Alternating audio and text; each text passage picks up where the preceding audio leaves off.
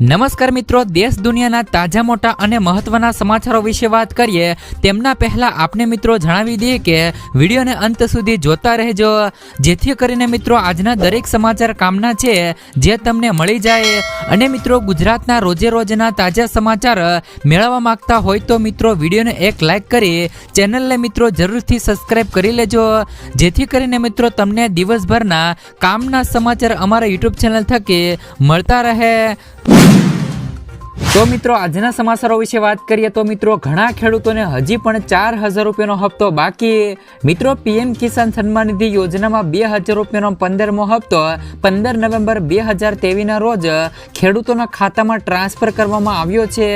PM Kisan Samman Nidhi યોજના હેઠળ આપવામાં આવેલ દરેક હપ્તા 4 મહિનાના અંતરાલ સાથે ખેડૂતોને ચૂકવવામાં આવે છે. જે મુજબ 15મો હપ્તો હવે 15 નવેમ્બર 2023ના રોજ ખેડૂતોના ખાતામાં ટ્રાન્સફર કરવામાં આવ્યો હતો.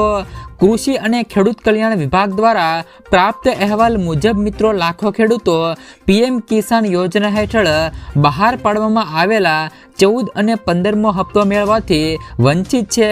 એટલે કે મિત્રો ઘણા ખેડૂતો 14મો અને 15મો હપ્તો મેળવવાથી વંચિત છે.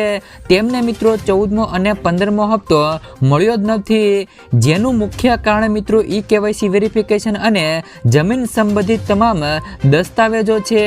આ સ્થિતિમાં મિત્રો તમે કૃષિ કેન્દ્ર પાસેથી મદદ પણ મેળવી શકો છો. અને મિત્રો બધી ભૂલો સુધારી લો છો તો તમારા ખાતામાં એક સાથે 2 હપ્તા એટલે કે મિત્રો 14મો અને 15મો હપ્તો જમા કરવામાં આવી શકે છે. તેમ છતાં મિત્રો તમારા ખાતામાં આ બંને હપ્તા જમા ન થાય તો તમે મિત્રો હેલ્પલાઇન નંબર 155261 અથવા તો 1800115526 પર કોલ કરીને મિત્રો ફરિયાદ પણ નોંધાવી શકો છો. ત્યાર પછીના મિત્રો આગળના સમાચારો તરફ નજર કરીએ તો મિત્રો લાખો ખેડૂતોને થશે હવે ફાયદો. મિત્રો ખેડૂતોને સારા સમાચાર મળ્યા છે કે હવે 2024ની અંદર ડીએપી ખાતરની થેલીઓમાં વધુ સબસિડી મળવાપાત્ર થશે. જણાવી દઈએ કે ડીએપી ખાતરની થેલીઓમાં પહેલા કરતાં 40% વધુ સબસિડી મળવાપાત્ર થશે. હવે ખેડૂતોને ખાતરની થેલીઓ ખૂબ જ ઓછી કિંમતે મળશે. એટલે કે મિત્રો ખેડૂતોને એક બોરીમાં ₹500 રૂપિયાનો નફો મળતો હતો તો હવે તેમાં 1200 રૂપિયા નફો થશે.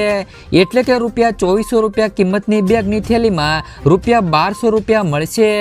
આ જ રીતે ડીએપી ખાતરમાં ખેડૂતોને મિત્રો મોટી બચત થશે. ત્યાર પછીના મિત્રો આગળના સમાચારો તરફ નજર કરીએ તો મિત્રો આજથી એટલે કે 2024ની અંદર ઘરે ઘરે લાગશે સ્માર્ટ વીજ મીટર. મિત્રો વીજળી ક્ષેત્રે ફેરફારોના સંદર્ભમાં કેન્દ્રીય વીજ મંત્રાલયે આદેશ આપ્યા છે કે ગુજરાત સહિત તમામ રાજ્યોને માર્ચ 2025 સુધીમાં ક્રમશ વીજ ગ્રાહકોના પ્રવર્તમાન મીટરો બદલી તેના સ્થાને સ્માર્ટ મીટરો લગાવવાનો આદેશ આપ્યો છે. મિત્રો સ્માર્ટ મીટર લગાવવાનું કાર્ય 3 મહિનામાં શરૂ થશે, જેમાં ગ્રાહકોએ કોઈ પણ ખર્ચ ભોગવવાનો નથી. દરેક સ્માર્ટ મીટર દીઠ ₹900 રૂપિયાની જે પણ સહાય આવે છે એ સબસિડી લેખે કેન્દ્રીય વીજ મંત્રાલય વીજ વિતરણ કંપનીઓનું ચૂકવણું કરી શકશે. એટલે કે મિત્રો આમાં ગ્રાહકોને કોઈ પણ ખર્ચ ભોગવવાનો રહેશે નહીં.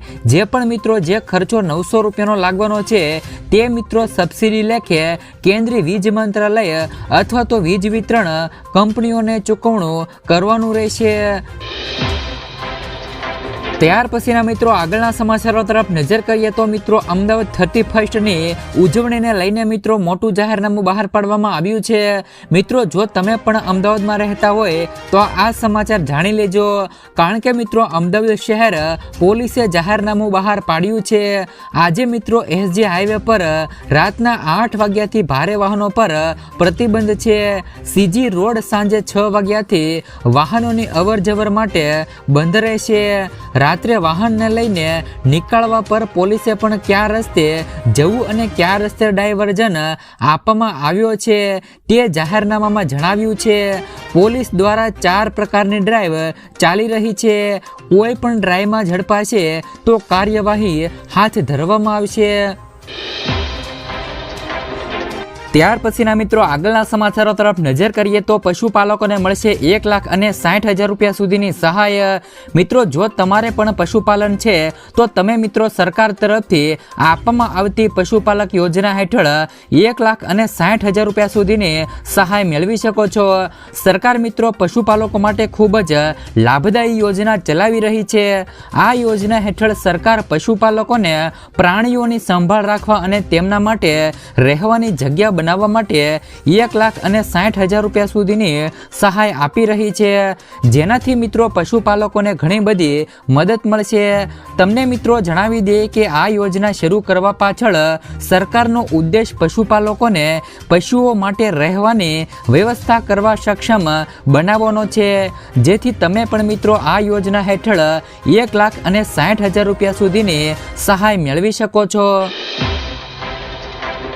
ત્યાર પછીના મિત્રો આગળના સમાચારો તરફ નજર કરીએ તો ખેડૂતોને સીએમ ભૂપેન્દ્ર પટેલની મોટી ભેટ. મિત્રો ખેડૂતોને ખેતરમાં પાણી વાળવા હવે રાત્રે ઉજાગરા નહીં કરવા પડે.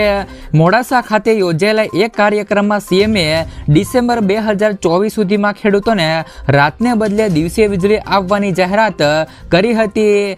રાજ્યમાં છેલ્લા ઘણા સમયથી ખેડૂતો દિવસે વીજળીની માંગ પણ કરી રહ્યા હતા, કારણ કે રાતના સમયે ખેતરમાં અનેક મુશ્કેલીઓનો સામનો કરવો પડ્યો હતો, જેને ધ્યાનમાં રાખી આ નિર્ણય લેવાતા ખેડૂતોમાં ખુશીની લહેર જોવા મળી હતી. ત્યાર પછીના મિત્રો આગળના સમાચારો તરફ નજર કરીએ તો મિત્રો હવે રેશન કાર્ડ ધારકોને મોટો ફાયદો. મિત્રો જે લોકો પાસે રેશન કાર્ડ છે તેમને મિત્રો NFSA કાર્ડ માટે આવક મર્યાદા ₹1.5 લાખથી તે 2 લાખ કરવાની સરકાર વિચારણા કરી રહી છે. હાલ મિત્રો આવક મર્યાદા છે એ મિત્રો 1 લાખની છે. સરકારના આ આવક મર્યાદા વધારવાના નિર્ણય બાદ મિત્રો કાર્ડ હોલ્ડરોની સંખ્યા પણ વધશે અને વધારે ખેડૂત લાભાર્થી રહેલા છે એમને પણ મિત્રો રેશન કાર્ડ કાઢી આપવામાં આવશે અને ચૂંટણી આવતા પ્રધાનમંત્રી ગરીબ કલ્યાણ યોજના અંતર્ગત મફત અનાજ છે એ પણ મિત્રો લંબાવવામાં આવી શકે છે. ત્યાર પછીના મિત્રો આગળના સમાચારો તરફ નજર કરીએ તો 2 લાખ રૂપિયા સુધીનું સંપૂર્ણ દેવું માફ કરવાની જાહેરાત. મિત્રો ખેડૂતો માટે દેવામાફી બિલ પસાર કરવાને લઈને આવ્યા રાહતના સમાચાર. જે મિત્રો મુખ્યમંત્રી યોગી આદિત્યનાથ છે એમણે મિત્રો ઉત્તર પ્રદેશમાં પણ આ વર્ષે દરેક ખેડૂત ખાતેદારના 2 લાખ રૂપિયા સુધીના દેવા માફ કરવાની જાહેરાતો કરી છે. જ્યારે મિત્રો આ વખતે ગુજરાત વિધાનસભામાં પણ દેવામાફી બિલ પસાર કરવાની મંજૂરી મળી ગઈ છે. સરકારી અહેવાલો અને ઠરાવોને જોતા આવનાર બજેટ 2023માં ખેડૂત દેવમાફીની જાહેરાત થઈ જાય તેવી મિત્રો પૂરેપૂરી સંભાવનાઓ રહેલી છે. જો કે મિત્રો હાલ અત્યારે 2024 આવી ગઈ છે. મિત્રો 2024ની અંદર ગુજરાતમાં ચૂંટણી પણ આવી રહી છે. શું મિત્રો 2024ની ચૂંટણીમાં ખેડૂતોના દેવા માફ થશે? એ મિત્રો કોમેન્ટ બોક્સમાં કોમેન્ટ કરીને જરૂરથી મિત્રો જણાવી દેજો. ખાસ કરીને મિત્રો ગુજરાતમાં 2024ની અંદર ખેડૂતોના દેવા માફ થવા જોવે. ત્યાર પછીના મિત્રો આગળના સમાચારો તરફ નજર કરીએ તો પશુપાલકો માટે સહાય જાહેર. રાજ્યની ગૌશાળા પાંજરાપોળો માટે ભૂપેન્દ્ર પટેલે મુખ્યમંત્રી જે ગૌ માતા પોષણ યોજનાની જાહેરાત કરી છે.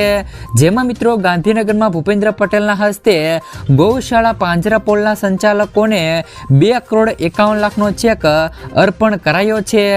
રાજ્યમાં જે પણ ગૌશાળા પાંજરાપોળ એક જ રજીસ્ટ્રેશન ધરાવતી હોય અને એકથી વધુ સ્થળે મિત્રો શેલ્ટર હોમ હોય તેવી સંસ્થાઓને શાખા દીઠ સહાય ચૂકવાશે. વધુમાં વધુ મિત્રો 3,000 પશુઓની મર્યાદામાં પશુ દીઠ યોજના 30 રૂપિયાની સહાય આપવામાં આવશે. ત્યાર પછીના મિત્રો આગળના સમાચારો તરફ નજર કરીએ તો મિત્રો ખેડૂતોને મળશે વગર વ્યાજે 100% સુધીની લોન. મિત્રો પ્રધાનમંત્રી સ્વનિધિ યોજના હવે ડિસેમ્બર 2024 સુધી લંબાવવામાં આવી છે. અગાઉ પણ તેની છેલ્લી તારીખ 31 માર્ચ 2023 હતી. તેને લંબાવીને હવે મિત્રો ડિસેમ્બર 2024 સુધી કરવામાં આવી છે. આ યોજના હેઠળ મિત્રો નાના વેપારીઓ અને સ્ટ્રીટ વેન્ડર્સને લોન આપવામાં આવે છે. નાણાં મંત્રાલયે ટ્વીટ પર માહિતી આપી છે કે જો કોઈ શહેરી વિક્રેતા મજૂર અને કોઈ અન્ય નાગરિકને કરિયાણા, રેડીમેડ અથવા તો કોઈ ફળની દુકાન ખોલવા માંગે છે તો તેવા જ વ્યક્તિઓને આ યોજના હેઠળ લોનની રકમ આપવામાં આવે છે, જેમાં તમારે મિત્રો દસ્તાવેજો સાથે અરજી કરવાની રહેશે, જેમાં મિત્રો યોજનામાં ગરીબ પરિવારોને ગેરંટી વગર લોન આપવામાં આવે છે। મિત્રો પીએમ સ્વનિધિ યોજના હેઠળ 50,000 રૂપિયા સુધીની લોનની રકમ મળે છે। ધારો કે મિત્રો જો કોઈ પણ વ્યક્તિ શાકભાજીની દુકાન ખોલવા માંગે છે તો તેમને સૌથી પહેલા 10,000 રૂપિયાની સીધી લોન મળવા પાત્ર થશે, ત્યારબાદ તેમને 20,000 રૂપિયા અને પછી તેમને મિત્રો તેમની ભરપાઈ કરશે તો 50,000 રૂપિયા સુધીની ડબલ લોન આપવામાં આવશે। જો કે મિત્રો એક રકમ ભરપાઈ કર્યા પછી તેમને મિત્રો સરકાર દ્વારા બીજી લોન આપવામાં આવે છે। ત્યાર પછીના મિત્રો આગળના સમાચારો તરફ નજર કરીએ તો મિત્રો અયોધ્યા જવાના હોય તો મિત્રો જાણી લેજો। જો તમે પણ મિત્રો 22 જાન્યુઆરીએ અયોધ્યા જવાના હોય તો આ સમાચાર ખાસ કરીને જાણી લેજો। મિત્રો આગામી 22 જાન્યુઆરીએ દેશભરમાંથી મહેમાનો રામ મંદિરના સમારોહમાં લાભ લેવા જવાના છે।